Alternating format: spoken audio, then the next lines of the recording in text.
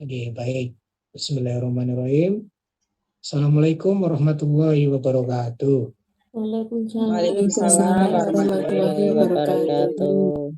Tapi tentunya dengan pembahasan soal ini bisa membuka pikiran Bapak Ibu semua atau mengingat kembali tentang materi-materi yang ada jikalau nanti pembahasan atau apa yang saya sampaikan itu ada kekeliruan, kesalahan konsep, Bapak Ibu bisa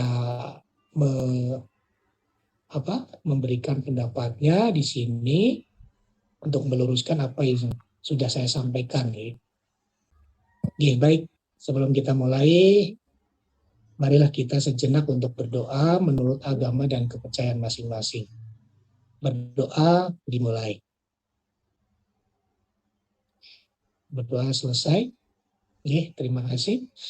Saya izin share screen dulu nih Bapak Ibu. Sudah terlihat belum Bapak Ibu? Sudah, Pak. Sudah, Pak. Sudah, Pak. Baik. Baik, soal yang pertama Bapak Ibu, ini masih ringan-ringan saja ya. Nanti soal matematikanya saya taruh di bagian akhir nih, biar tidak terlalu horor, biar tidak terlalu shock nanti. Jadi ini soal bahasa Indonesia, ini soal sering keluar juga, tapi banyak beberapa ya jawaban yang masih keliru nih. Di beberapa sumber saya lihat ada beberapa yang keliru. Di sini ada sebuah bacaan novel 5 Menara. Ya, di sini bisa dibaca. Di sisi lain, Amma Alif ingin dia menjadi penerus Buya Hamka, membuat impian dan harapan Alif gagal. Alif diberi pilihan ingin pergi ke sekolah agama atau belajar di kolom pesantren ya, di sekolah pesantren maksudnya. Dia kesal tapi pada akhirnya Alif lulus karena dia tidak ingin mengecewakan harapan orang tuanya, terutama ibu. Alif menuruti keinginan ibunya dan memasuki sekolah maksudnya ya. Nah ini pertanyaannya saya agak tidak lengkap nih. Maksudnya pertanyaannya adalah sudut pandang orang keberapa ya. Dalam cerita ini sudut pandang yang dipakai oleh penulis itu memakai sudut pandang orang keberapa. Nah sebelumnya Bapak Ibu harus tahu nih ya. Yang namanya sudut pandang itu kan ada sudut pandang orang pertama, sudut pandang orang kedua, orang ketiga, dan sudut pandang orang pertama. Nah, sudut pandang orang pertama itu ada pertama pelaku utama dan pertama sebagai pelaku sampingan. Nah, ini ada beberapa yang keliru. Yang C dengan yang D itu salah nih. Jelas salah karena tidak ada orang ketiga pelaku sampingan dan orang ketiga pelaku utama, itu tidak ada. Yang ada hanyalah orang ketiga sebagai pengamat dan orang ketiga serba tahu. Ada juga yang namanya orang pertama, sudut pandang orang pertama, pelaku utama dan pelaku sampingan. Nah di sini ada kata-kata dia. Dia, ya dia. Nah berarti otomatis pilihan yang tepat adalah orang ketiga. Orang ketiga. Tapi di sini ada pilihan C dan D, itu orang ketiga sebagai pelaku sampingan, itu sebetulnya tidak ada. Ini jelas salah. Harusnya ada orang pertama pelaku sampingan. Apalagi yang D, orang ketiga sebagai pelaku utama, itu tidak ada juga. Ya.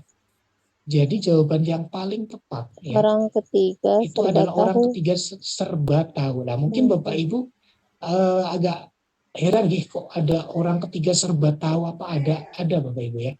Jadi sudut pandang itu orang ketiga, ada orang ketiga sebagai pengamat dan orang ketiga serba tahu. Nah ini penjelasannya Bapak Ibu ya. Bentar Bapak Ibu. Sebentar. Nah ini sudut pandang orang ketiga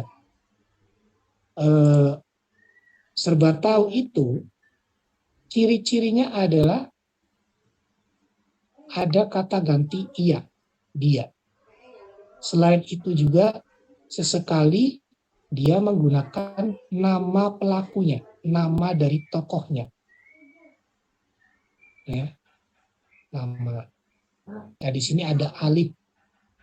Nah, itu berarti namanya orang ketiga serba tahu, Bapak Ibu. Ya, ciri-cirinya adalah orang ketiga serba tahu itu tahu benar ya, tahu benar tentang watak, pikiran dan perasaan atau kejadian yang dialami oleh pelaku ini. Ya, ini dari misalnya dari orang tuanya lah dan sebagainya, itu serba tahu.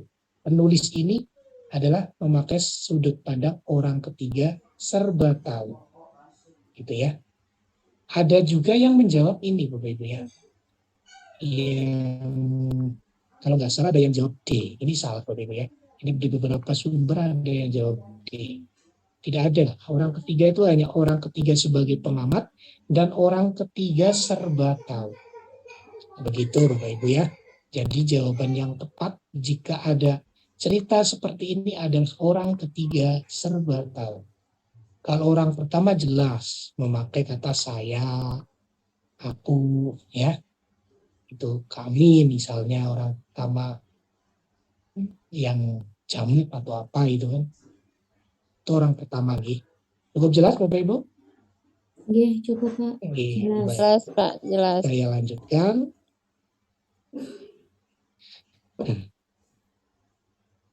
Oke. Saya lanjutkan berikutnya. Itu jawabannya B ya Bapak Ibu. Iya Pak. Baik. Untuk berikutnya adalah tentang pembelajaran di bahasa Indonesia. Nah, ini soal-soal seperti ini nanti yang sering keluar Bapak Ibu ya. Sering keluar di soal UP ini. Hampir 40 soal ya kalau saya hitung itu di kisi-kisi nomor 80 sampai nomor 120 itu bentuknya nanti seperti ini Bapak Ibu. Ya. Kenapa? Karena sebagian besar soal UP adalah analisis KD. Penerapan, analisis, bagaimana cara Bapak Ibu dalam mengajar, nah itu sebagian besar itu Bapak Ibu ya. Jadi hampir bisa dikatakan seperempatnya ya, 25%-nya itu adalah soal tentang analisis KD. Sedangkan untuk soal mapel itu hanya, setiap mapel itu hanya 10 soal. 10 soal karena mapelnya ada kurang lebih 5, jadi ada 50 soal. Tuh ya. Termasuk bahasa Indonesia itu ada 10 soal, matematika ada 10 soal, dan seterusnya. Nah, kalau ini sebetulnya bukan materi bahasa Indonesia, tapi materi analisis KD. Cuma yang diangkat adalah KD-nya tentang KD bahasa Indonesia. Jadi nanti bisa KD tentang IPA, tentang IPS, tentang matematika, dan sebagainya. Kalau matematika biasanya nanti pembelajaran yang konstruktivistik ya. Konstruktivistik. Tuh. Mengajak siswa untuk memahami materi. Yaitu. Nah, ini ada soal tentang KD melisankan puisi hasil karya pribadi dengan lafal. Melisankan. Ya. Kegiatan pembelajaran pada tahap mengamati. Tahap mengamati yang tepat. Tahap mengamati yang tepat. Yang pertama ada 5 kegiatan. Yang kegiatan pertama siswa diminta membaca contoh puisi. Membaca contoh puisi. Kira-kira mengamati apa bukan ini Bapak Ibu? Bukan. Membaca bukan ya. Iya, berarti nomor 1 jelas sudah gugur ini. Kalau saya yang E, 2 dan 5 mengamati. Saya E, Pak. Iya, betul sekali, Pak. Iya, tanpa panjang lebar jawabannya adalah yang E. 2 dan 5. Siswa mengamati lingkungan sekitar dan diminta menuliskan hal-hal yang menarik. Juga nomor 5 ini guru meminta siswa mengamati gambar yang sesuai. Itu adalah tahapan mengamati. Tapi perlu Bapak Ibu ketahui bahwa soal ini di UPA itu sebetulnya salah Bapak Ibu ya. Jadi soal aslinya itu salahnya bagaimana? Karena di sini yang nomor ini, nomor 1-nya di sini Bapak Ibu ya. Kalau Bapak Ibu lihat di beberapa itu yang sudah di share, ini nomor 1-nya di sini. Jadi nomor 1 itu pertanyaannya. Terus ini jadi nomor 2, ini nomor 3, nomor 4, nomor 5 atau nomor berapa? Itu nomor 6 ini. Tapi di pilihan itu tidak ada nomor 6-nya. Nah itu, mungkin salah ketik waktu yang membuat soal itu. Nah ini sudah saya modif, Bapak Ibu ya. Jadi nanti jika ada soal seperti ini, Bapak Ibu pilih yang paling tepat ya. Karena ini tahapan mengamati ya, pilih yang mengamati saja. Cukup jelas, tidak perlu saya jelaskan lebih detail gitu. Lanjutkan. Ini juga soal bahasa Indonesia gitu. Soal bahasa Indonesia ada sebuah novel. Pertanyaannya adalah, jika ditinjau dari persyaratan paragraf, kekurang tepatan kutipan teks tersebut yaitu kekurang tepatan. Ada kohesi, koherensi, kehematan, keparalelan, kelengkapan. Kohesi itu apa? Koherensi itu apa? Kohesi itu keterpaduan bentuk, Bapak Ibu. Ya, keterpaduan bentuk. Keterpaduan bentuk dari paragraf tersebut. Sedangkan koherensi juga keterpaduan, tapi keterpaduan makna. Ya, sama-sama keterpaduan. Ini koherensi itu lebih keterpaduan makna. Ya, makna dari paragraf tersebut. Kalau kehematan, yang hemat tidak. Misalnya ada kalimat agar supaya itu kan artinya sama gitu Bapak Ibu. Jadi kita harus pilih salah satu biar hemat gitu. Misalnya agar saja atau supaya saja. Itu kehematan. Kalau keparalelan itu kesejajaran, menggunakan kata kerja yang sama. Misalnya kata kerja mencari, menulis, ya itu paralel. Jangan disejajarkan dengan kata benda, ya. Misalnya menulis, tapi terus sebelahnya ada tulisan dan sebagainya, itu kurang paralel. Tuh. Kalau kelengkapan jelas lengkap ya, ada subjek, predikat, objek misalnya. Nah di sini ada novel Laila S. Chudori Laut Bercerita mendapatkan anugerah penghargaan sastra Asia Tenggara bernama S.E.A. Wright Award. Penghargaan yang digelar sejak tahun 1979 ini diberikan Kerajaan Thailand. S.E. Wright Award merupakan penghargaan penulis penyair di Asia Tenggara tahun ini. Nama Laila S. Chudori menjadi pemenangnya.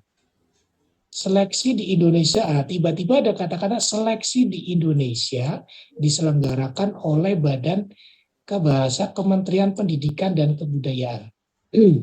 Mengumumkan kabar tersebut akhir pekan lalu bersama dengan 2 pemenang lainnya. Nah, artinya tidak ada keterpaduan di sini ya Bapak Ibu ya. Maknanya tidak padu ini. Tidak ada keterpaduan di paragraf ini. Tadinya di awal itu menceritakan tentang novel yang mendapatkan anugerah. Kemudian di kalimat terakhir ini ada kata-kata seleksi di Indonesia diselenggarakan oleh gitu ya. Jadi kan tidak padu di sini. Berarti mana yang tepat Bapak Ibu? Yang B ya, betul. Jawabannya adalah yang B, koherensi. Jadi berdasarkan paragraf tersebut itu tidak padu ya. Di kalimat-kalimat awal itu menceritakan tentang ini penghargaan S.E. Wright Award. Kemudian tiba-tiba di akhir kalimat itu seleksi di Indonesia ya, tiba-tiba seperti itu. Jadi artinya tidak padu ya, tidak koheren. Itu keterpaduan makna. Untuk kohesi terus terang saya belum bisa menjelaskan, cuma tadi saya sempat tanya kepada istri saya, kebetulan yang bahasa Indonesia, itu kohesi itu keterpaduan bentuk. Saya juga belum memahami antara keterpaduan bentuk yang seperti apa.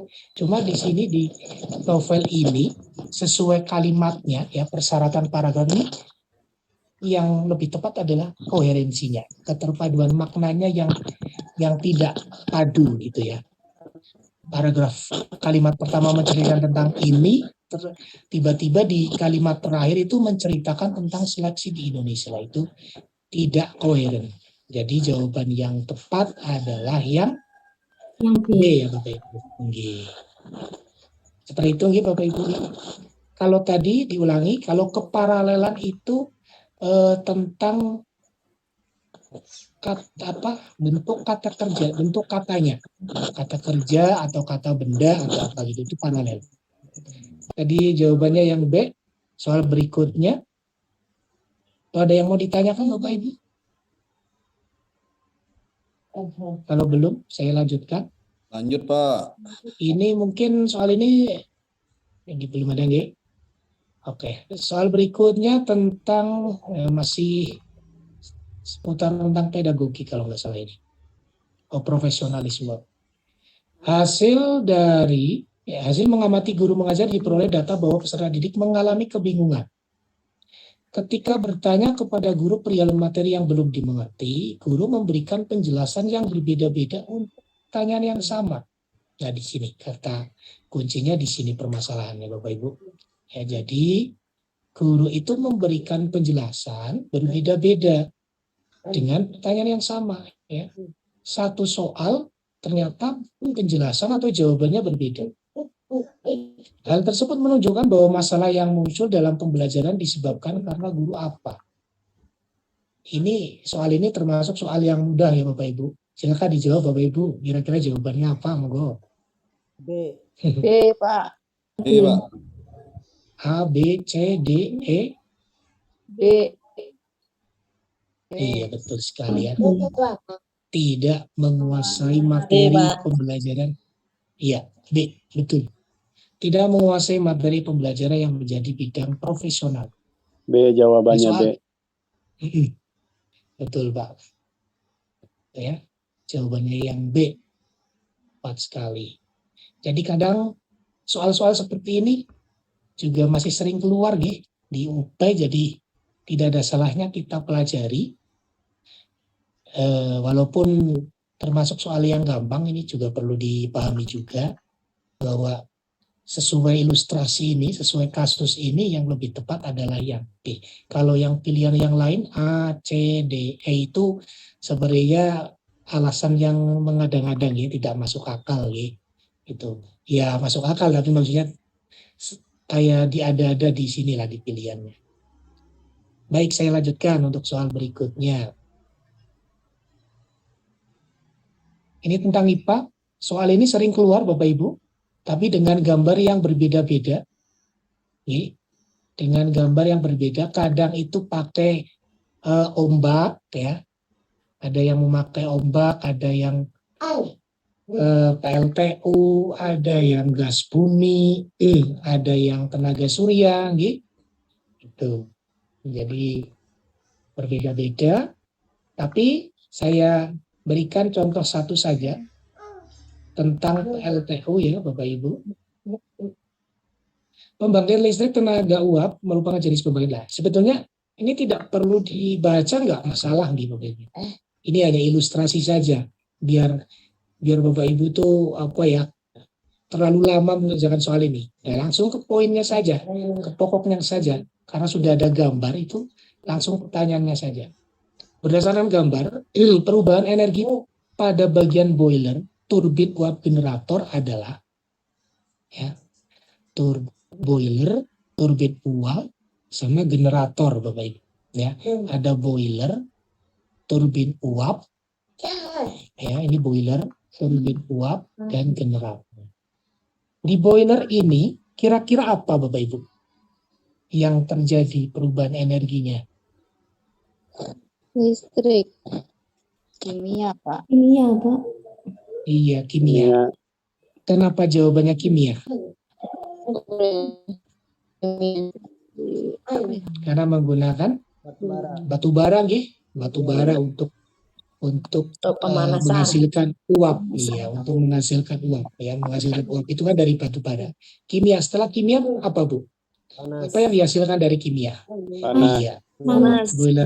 Boiler ini akan menghasilkan panas. Panas itu berupa uap tadi.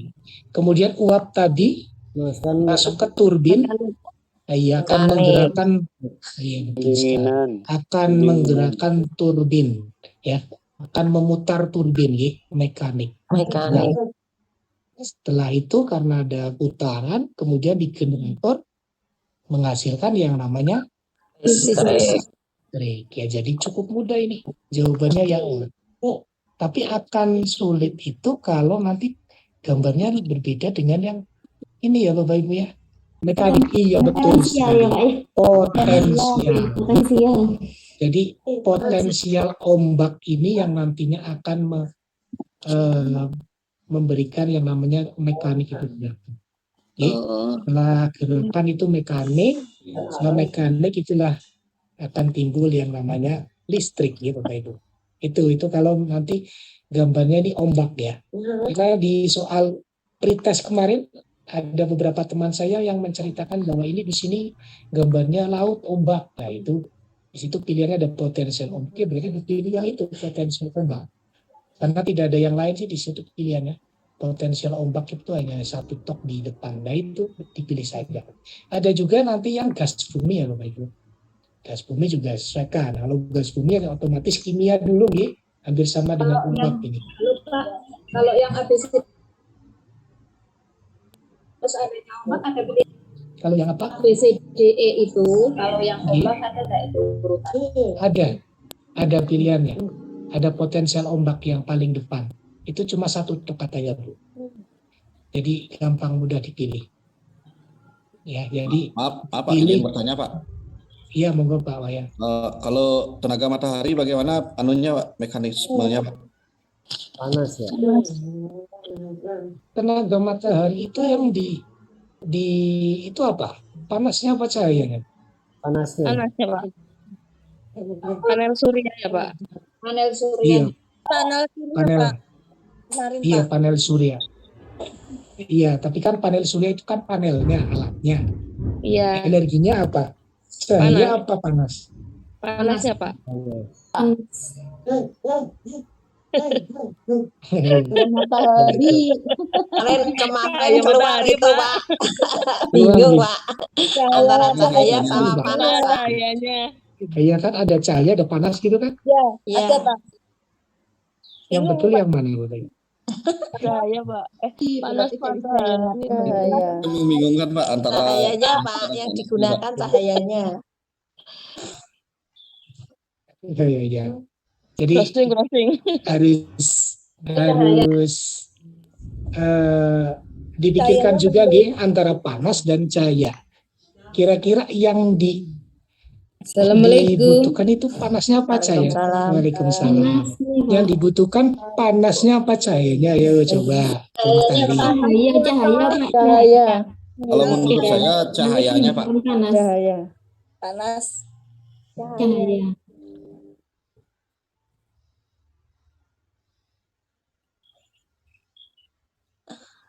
Kalau panel surya itu kan cahayanya terus diubah menjadi panas toh Pak.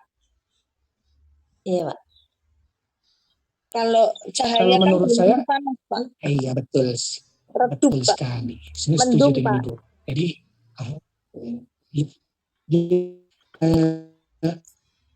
dari beberapa yang saya baca tentang panel surya itu tadi yang betul yang disampaikan oleh Ibu. Jadi panel surya itu yang dibutuhkan itu cahayanya Ibu ya. Dari cahaya itu nanti akan timbul makanya kalau mendung itu nggak bisa Iya nggak bisa menghasilkan gunakan. cahaya ya nggak bisa itu Iya, Pak. nggak bisa digunakan gitu deh. Itu jadi Iya. yang dibutuhkan itu memang cahayanya guys. Cahaya Cahaya Pak. Pak, cahaya. Kita sepakati ya. Bukan kita sepakati, memang beberapa sumber itu panel surya itu sebetulnya alat untuk menangkap cahaya, bukan untuk menangkap panas Nggih. alat untuk menangkap cahaya, makanya sebutnya surya. Surya itu kan cahaya, jadi yang diambil itu cahayanya. Baik,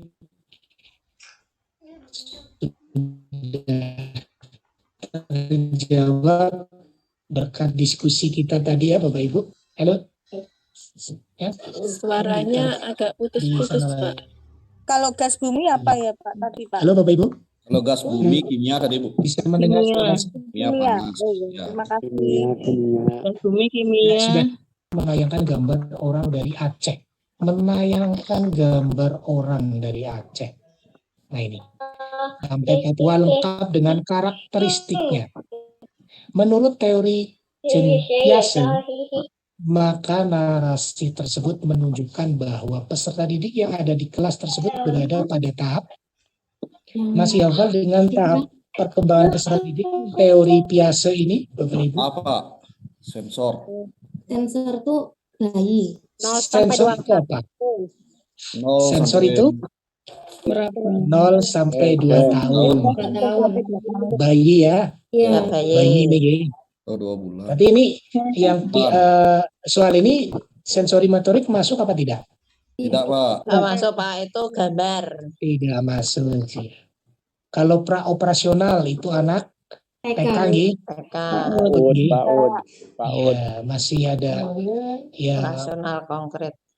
operas. Kalau yang C ini 7 operasional konkret sampai itu bias 7 sampai SD 11. sampai SD 11. ya. Ini anak SD lah. Kalau yang ini operasional deduktif dan formal itu sudah SMP, SMP, SMA, nggih. SMA. SMP sampai kuliah ya ini ya. Ya, Sudah verbal ini, sudah cara berpikirnya sudah lebih dewasa gitu. dokumentasi. Berarti betul sekali. Berarti kalau melihat soal seperti ini menayangkan gambar orang. C, Pak. C, Iya, Iya, Pak. betul operasional sekali. konkret. Operasional konkret, betul jawabannya yang C. Itu berarti guru di sini itu berusaha menampilkan beberapa gambar yang sesuai dengan kenyataannya ya. Itu operasional konkret yang dibutuhkan dalam pembelajaran matematika juga ya Bapak Ibu ya. Iya. Ini Berarti apapun medianya ya Pak ya. Jadi Iya. jawabannya apapun medianya yang berhubungan dengan konkret ini berusaha untuk menyajikan sesuatu yang konkret, berarti maksudnya operasional konkret.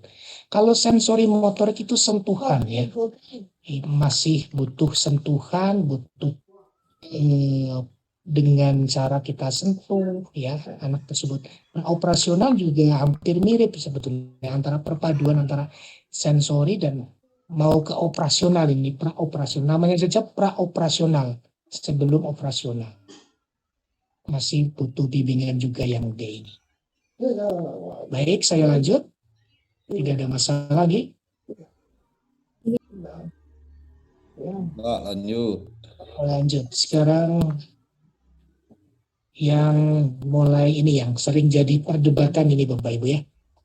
Antara heuristik, historiografi, verifikasi dan interpretasi ya. Ini sengaja saya tampilkan soal yang mudah dulu. Di sini ada metode atau tahapan dalam menulis sejarah. Seorang sejarawan melakukan penafsiran atas data sejarah. Hal ini dilakukan pada tahap apa Bapak Ibu? Penafsiran. yang Pak. Mungkin. Ya. Pak. Baik, saya berikan penjelasannya. Nah ini yang Bapak Ibu perlu dipahami bersama ini. Saya tampilkan ini. Tahap heuristik itu artinya mengumpulkan sumber Bapak Ibu ya. Sumbernya sumber bisa tertulis maupun lisan, primer ataupun sekunder. Primer itu berarti langsung dari pelaku sejarahnya primer. Kalau sekunder itu bisa dari buku-buku, bisa dari wawancara, itu sekunder. Itu heuristik. Kemudian tahap verifikasi itu kritik atau penelitian kembali. Dari tahap heuristik ini, dari berbagai sumber yang ada, diteliti lagi, diverifikasi. Itu ya, original atau tidak ini, kayak gitu ya. Eksternal dan internal. Nah, setelah diverifikasi itu ditafsirkan Bapak Ibu, diinterpretasi, tafsirkan, penafsiran. Oh itu ternyata seperti ini ditafsirkan. Jadi tahapan dalam menulis sejarah itu, penelitian sejarah itu heuristik, verifikasi, interpretasi, penafsiran. Berarti jawaban yang tepat adalah yang interpretasi D. Nah, kalau historiografi itu sudah ditulis Bapak Ibu. Penulisan sejarah. Penulisan sejarah ya sejarah yang kita tahu sekarang ini ya di buku-buku sejarah itu hasil dari historiografi. Tahap yang terakhir itu namanya historiografi, penulisan sejarah. Dari 3 tahapan ini kemudian disimpulkan ya. Jadi historiografi itu bisa saja dengan namanya kesimpulan Bapak Ibu ya. Pemberian kesimpulan sejarah itu. Seperti misalnya dulu kita tidak tahu kerajaan Majapahit ya, tapi dari berbagai sumber yang ada kemudian kita bisa simpulkan bahwa orang Indonesia dulu ada kerajaan Majapahit dan sebagainya. Itu namanya historiografi. Apa yang sudah kita tulis sekarang sejarah itu yang disebut historiografi. Tahapan yang paling terakhir itu namanya historiografi. Karena di sini pertanyaannya atau permasalahannya adalah penafsiran, berarti maksudnya adalah interpretasi. Terkadang antara heuristik dan historiografi itu sesuatu yang sebetulnya tahap awal dan akhir. Kadang kita masih bingung antara heuristik dan historiografi, gitu ya. Tadi jawaban yang tepat di sini adalah ya D ya Bapak Ibu ya. Nah, untuk memahaminya saya tampilkan setelah ini slide ini ada soal tentang itu. Ya, gitu. soal Nah, lain ini. Pak. Ya itu. Silahkan Bapak Ibu bisa pahami dulu, baca lagi. Informasi mengenai sejarah perjuangan bangsa Indonesia melawan penjajah Belanda didapatkan melalui surat kabar, rekaman radio, foto, serta wawancara ini yang disebut, ya betul sekali. Ini yang disebut dengan heuristik, betul ya. Ini yang disebut heuristik Ibu ya Bapak Ibu ya. Berarti masih tahap pengumpulan saja ya Pak itu Pak ya. Iya masih tahap pengumpulan, betul sekali. Tahap awal ini. Ada surat kabar. Iya, pengumpulan dulu, pengumpulan data. Itu dari berbagai narasumber. Bisa primer, bisa sekunder Bapak Ibu ya. Kalau primer itu narasumbernya atau sumbernya langsung dari pada waktu sejarah itu berlangsung gitu. Kalau sekunder itu berarti orang kedua. Orang kedua itu berarti dari buku-buku, dari pendapat-pendapat orang mungkin ya yang pernah tahu kejadian itu gitu. Misalnya gini. Misalnya ada peristiwa kerusuhan 98. Seperti saya sendiri kan saya bukan pelaku gitu, Bapak Ibu bukan pelaku pada saat itu gitu. Yang ya pada waktu kerusuhan 98 gitu kan. Sedangkan kita kan hanya melihat dari beberapa di TV atau itu kita bisa jadi sumber sekunder Bapak Ibu ya. Jika nanti suatu saat di anak cucu kita tanya, nah kenapa kita disebut sekunder? Karena kita tidak mengalaminya langsung, tapi kita tahu kejadian itu kayak gitu ya Bapak Ibu ya. Jadi kita tahu, cuma kita tidak mengalaminya langsung. Gitu. Tapi kalau langganan saya yang strategis kan memang baik, saya lanjutkan. Cukup jelas nih Bapak Ibu. Nah ini soal berikutnya juga masih hubungannya dengan tahap penelitian sejarah.